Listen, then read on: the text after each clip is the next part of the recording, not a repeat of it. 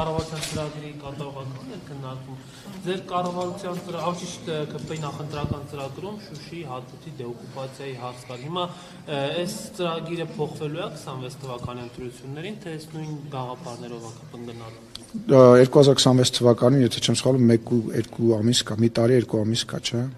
Դե բա ալիմա ինչ է կարծում, ուզում հասկանամ։ Չէ, սպայդրության պարտին պարզ։ Այս պայդրությամբ մենք 2026 թվականի ծրագիրը դեռ չենք գրել ու չենք գրում։ Այսին խաղաղության հետ կոստիտով է գնալու։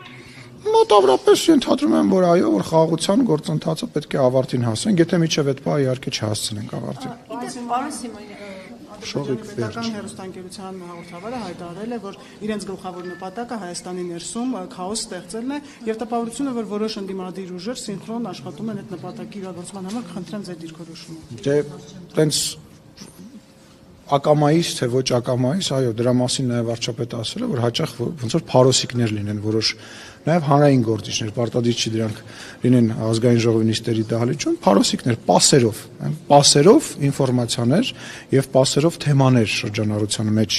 գցելով, դա արդեն հայտնի փաստ է, կարծում եմ դա մեր հեռուստադիտողներն շատ լավ գիտեն։ Գիտեք ինչ, դրա դեմ առնելու միջոցներից մեկը այդ 2026 թվականի ընտրություններն է, որի մասին որ խոսում ենք, այլ կեթանք կտեսնենք այդ մարդիկ նորից կհայտնվեն այս դահլիճում, թե չեն հայտնվի, Հայաստանի Հանրապետության քաղաքացիները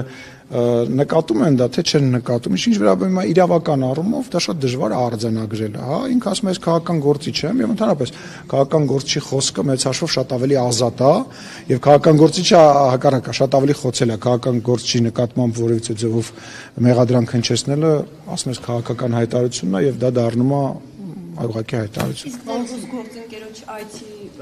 պայմանավորվածությունը ուժի մեջ է։ Այո, իհարկե։ Հունիսին։ Այո, հունիսին է, նախնական կտեսնենք ես չգիտեմ այդ գրկելու մասը ձեզ ինչի է այդքան հետաքրքրում, կարող ենք հետո դա քննարկել։ Հա, բայց ինչի եք անընդհատ այդ գրկելու մասին։ Նույնիսկ, չէ, բայց դրա մասին նամակ էիք գրել, չէ, բայց նամակ գրել էիք, չէ, ինձ դրա մասին։ Բա անընդհատ ոնց կարելի է գրկելու մասին խոսել։ Հետո պարոն Քոչարյանին կմեղադրեք, կասեք ինչ որ հայտարարություններ անում։ Հիմա էթիկայի հանձնաժողով ստեղծենք, ասեմ, ինչի եք դուք ուզում անընդհատ այդ գրկելու մասին տեսախցիկների առաջ խոսենք։ Ինչ հա։ Ես ձեզ ընդհանրապես խորհուրդ եմ տալիս իմ այդ շփումը դադարեցնել, ասեմ ինչի, որովհետև որ դուք մենք մի շենքում աշխատում ենք, դուք լրագրող եք, ես քաղաքական գործիչ եմ, դուք ինձնից հարցազրույց եք վերցնում, պետք է գոնե իրար տեսնելուց ասել բարև ձեզ։ Երբ որ եթե դուք համարում եք, որ ինձ բարև տալու չկա, կներեք, որ ձեզ պատասխանելու էլ չկա։ Հաջան։ Բայց ի՞նչ կա, չէ, չի ցավասել, դրան բայց չի կարելի անցնել մարդու հետ աշխատել եւ առերեսվել եւ բարև չտալ, հետո գալ ոնց որ որևիցե ոչ միայն դրա մասին։ Դուք գրավոր հարցերի դիմելու բանն եք, չէ, ինչու է աղմկում գետը, գրկելու եք գործընկերոջը, թե չեք գրկելու։ Դուք իրավունք ունեք ուղղելու, ես այդ իրավունքի համար պայքարել եմ, բայց ես իրավունք ունեմ չպատասխանելու ձեզ եւ ես այդ իրավունքից անպայման կուղեք։ Ադրբեջանի արտաքին գործերի նախարարը պարբերաբար նորից հիշեցնում էր, որ պետք է սահմանադրությունը փոխի Հայաստանը նաև իական Մինսկի խմբից դուրս գա։ Ինչի մասին է խոսում անդադ, որ Ադրբեջանը չի գնում խաղաղության ու պարբերաբար այս խոչընդոտներ ստեղծելով տորպեդահարում է խաղաղության գործընթացը։ Ես կարծում եմ, որ դա ժամանակավոր բնույթ է կրելու, որովհետև դրա պատասխանը լեգիտիմ է եւ հստակ է։ Հայաստանի կողմից, Հայաստանի արտաքին գործերի նախարարի կողմից հնչեցված պատասխանը կարծում եմ բոլոր այդ մտահոգությունները փակում են, որ վարչապետն է դրա մասին խոսեց ազգային ժողովի ամբիոնից, բոլոր այդ խնդիրները քննարկել են, բոլոր այդ խնդիրները լուծումներ ունեն, բոլոր այդ խնդիրների մեծ մասը հասցեագրված է խաղաղության արդեն իսկ համաձայնեցված պայմանագրի մեջ, եւ ես կրկնում եմ, որ կարծում եմ ադրբեջանական կողմը մի փոքր ինչ անակնկալի է եկել այս մեր համաձայնության հետ կապված։ Քանի որ վարչապետ ամբիոնից այդ սահմանադրության վարչապետ ամբիոնից սահմանադրության մասին հայտարարեց, նախկինում էլ էր ասել, որ այն մեկնաբանելու իրավասություն ունի բացառապես սահմանադրական դատարանը եւ այդ մեկնաբանությունը անկախության հռչակագրի մասով տրված է սահմանադրական դատարանի կողմից եւ ամեն ինչ դրանով արդեն ավարտվում է, այսինքն այն խնդիրները, որոնք Բաքուն է բարձրաձայնում, դրանով փակվում են։ Սա արդյոք նշանակում է, որ քաղաքական առումով դիրքորոշումը հստակ է, որ ինչ սահմանադրություն էլ Հայաստանը առաջիկայում ընդունի, անկախության հռչակագիրը հղում անկախության հռչակագրին նախաբանից չի համարվում։ Ես դուք այնպես վերացական հարց եք տալիս, ասենք,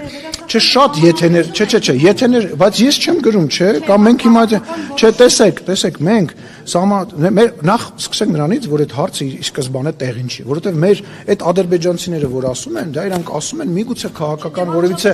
լսի մի հատ կարամ հարցից պատասխանեմ։ Իրանք դա ասում են պարզ պատճառներով։ Հայաստանի Հանրապետության Սահմանության մեջ, որպես նաև իրավաբան եմ ձեզ ասում, կա այն ինչի մասին այնտեղ գրած է։ Մի րոպե, կա այն, մի րոպե, դա գրած է, ինչ որ գրած է։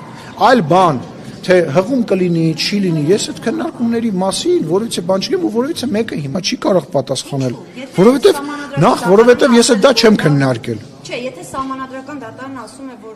որևէ տարածքային պահանջ այն չի պարունակում եւ դուք էլ նոր ասացիք, ինչ գրված է, այսինքն Ադրբեջանի մեկնաբանությունը դա Ադրբեջանի մեկնաբանությունն է։ Այդ դեպքում ինչու պետք է առաջանա անկախության հռչակագրի հանման հարցը։ Սողջան, բայց ով ասեց, որ հանվելու է։ Ես ասել եմ, որ հանվելու է։ Դե արի դու հիմա ապրիորի հարց ես տալիս, դու ինչ որ վերացական բան ես հարցնում, ապագայի հետ կապված, որի հետ կապված ես քննարկում չեմ ունեցել, ու մենք քննարկում չենք ունեցել։ Սահմանադրության հետ կապված, որ եթե սահմանադրությունը փոխվի, ապա Ադրբեջանը եւս պետք է իր սահմանադրությունը փոխի։ Հիմա շարունակում ենք դուք եք այդ մասին խոսել, որ եթե սահմանադրության պահանջ է ներկայացում, Ադրբեջանը պետք է փոխի։ Նույն տրամաբանության մեջ իրենք նույն խնդիր ունեն։ Եթե իրենք հնչեցնում են նմանատիպ բան, հա, դրա ավելի վատ տարբերակը, որտեղ նաև Վրաստանի, Ռուսաստանի, Հայաստանի տարածքը ենթադրվում է, եթե հիմա խոսում ենք ենթադրությունների մասին, այդ նույն բանը կա իրանց սահմանության մեջ։ Ես կարծում եմ խնդիր ուրիշ բանի մեջ է։ Ես վստահ եմ, որ խնդիրը կայանում է նրա մեջ, որ տարիներ, տասնամյակներ շարունակ պետությունները, թե մեր պետությունը եւ թե Ադրբեջանի պետությունը իր այդպես քաղաքական համակարգի ամբողջ կառուցվածքը հիմնված է եղել մեկը մյուսի վրա մյուսին ատելու եւ մեկը մյուսի վրա հարձակվելու կամ մեկը մյուսի արված իշխանություն ունենալով հանդերձ այդ բարդույթները, հա, այդ Սերժ Սարգսյանների մնացածի այդ հայտարարությունների այդ ես իրանց անվանում եմ հոմոսովետիկուս, հա, այդ սովետական այդ նոմենկլատուրայից եկած մարդկանցով եւ այլ, այնուամենայնիվ կարողանում է մեր ժողովրդի գիտակցության հանդերձ նաև կարողանում ենք մենք այդ բանը փոխել, կոտրել, որ ժողովուրդ պետք է ապրենք մեր տարածաշրջանում, պետք է ապրենք մեր հարևանների հետ եւ այլընտրանք չկա։ Ադրբեջանում կարծում եմ հələ այդ քաղաքական կամքը կամ այդ գիտակցումը, այդ տրամաբանությունը չկա, որ պետքա, այո, հնարավոր է ապրել մի երկրում, որը ունի այն կարգը, որը որ ունի հիմա Ադրբեջանը, առանց արտաքին թշնամի ձևավորելու։ Իրանց համար իմ ընկալմամբ դա դժվարությունը։ Ոնց ապրել, ոնց պահել այդ իշխանությունը եւ չունենալ արտաքին թշնամի, որի վրա միշտ կարելի է բոլոր խնդիրների հետ կապված հղում կատարել կամ որով միշտ կարելի է սպառնալ։ Հիմա դուք մեզ բոլորով մեղադրում եք Հայաստանի, չգիտեմ, թուլացման, պարտության եւ այլի մեջ, միևնույն ժամանակ Ադրբեջանը իր ներքին շուկայի համար նաև արտաքին շուկայի համար ձևավորում է, փորձում է, բարձրավոր արդեն չի ստացվի, ձևավորել մի Հայաստան, որը պատրաստվում է նորից հարձակվել իրանց վրա։ Այդ հայտարարությունները հիշում եք, հա, իրանց բանի հետ կապված, որ իբր հայկական կողմը կրակել է եւ այլ։ Բայց մենք պետքա բոլորով, ես ձեր հետ խոսում եմ որպես նաև թիմակից, հա, որպես հայերով հավաքվել ենք, հարց ենք լուծում մեր երկրի համար, բոլորիս համար։ Մենք պետքա հասկանանք, որ այդ խնդիրը ինքը եթե ուզենա իր կամքը լինի, կարելի է խաղաղության պայմանագիր, ասում եմ, մի տարի առաջ կարելի էր այդ խաղաղության պայմանագիր, երբ որ 15 կետ էր համաձայնեցված, երբ որ 10 կետ էր համաձայնեցված, կարելի էր այդ խաղաղության պայմանագիր։ Ոչ թե Ադրբեջանին թույլ չի տալիս, տեսեք, ես մի անգամ ասեցի, նաև ներքին օրակարգ, ես մի անգամ ասեցի, տենց սկսեցին փնովել բան ինչ-որ մարդիկ, ովքեր որ Facebook-ի առաջ տենց քաղաքականությամբ են զբաղվում, քաղաքականությունը դա առևտուր է։ Այդ առևտուրը միջպետական առևտուր, Ադրբեջանը կարող է առևտուր անել Ռուսաստանի հետ, Իսրայելի հետ, ԱՄՆ-ի հետ, Ֆրանսիայի հետ, նույնը պետք է եւ անում է ինչ որ ձեւով Հայաստանը, նույնը Վրաստանը, բոլոր երկրները դա անում են։ Այդ առևտրի տրամաբանության մեջ ինքը այդ պահը համարել է ոչ ճիշտ։ Հիմա մենք իրավիճակ ենք ստեղծել, որտեղ իրոք ամբողջ աշխարհը ասում է, լավ, եղբայր, համաձայնեցված է, չէ՞, 17 կետը։ Բայց ինչի՞ չեք ստորագրում այդ բանը։ Ու մենք պետքա շարունակենք։ Սահմանադրության այո, ասում է դրա լսեք, ողջունում են 54 երկիր ողջունում են, բայց արդյոք ինչ են ասում այդ երկրները։ Այդ ողջունելը դա քաղաքական մեսեջ է։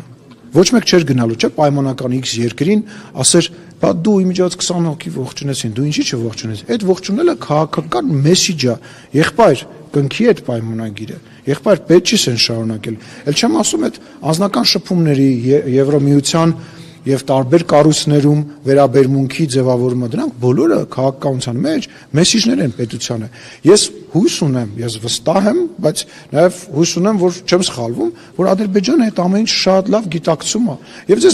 ես մի բան ասեմ, Նարեկը նաեւ հարցնում էր խաղաղության պատերազմի մասին։ Դուք հիշում եք, որ մենք 2020 թվականից հետո մենք առնվազն մի քանի անգամ մենք կանգնած ենք եղել լայնամասշտաբ պատերազմի առաջ։ Մենք կանգնած ենք եղել։ Մեզ փորձել են ներքաշել 2023 թվականի սեպտեմբերին Ղարաբաղի ժողովրդի նկատմամբ արվածը ամենավերջին փորձերից մեկն էր Հայաստանի Հանրապետությունը ներքաշել լայնածավալ պատերազմի մեջ։ Որ ասում եք խաղաղություն, ժողովուրդ, այս քանից հետո հələ մի հատ հիշեք 90-ականներին խնդրում եմ հիշեք էլի, բացեք դու լավ հիշողություն ունես, փորձառու լրագրող դուք էլ շատ չէ հիշեք հələ էլի 91, 93, 94 թվականից հետո հələ մի հատ հիշեք, երբ որ հակառակ իրավիճակներ, թե ինչ էր կատարվում եւ ինչ իրավիճակ էր եւ ինչ շարունակություն ունեցավ եւ ինչ արեցինք մենք ու հիշեք ու համեմատեք եւ ասեք հիմա մենք այս պատերազմից 20 թվականից այս կողմ արդեն 4 տարի է անցել ինչ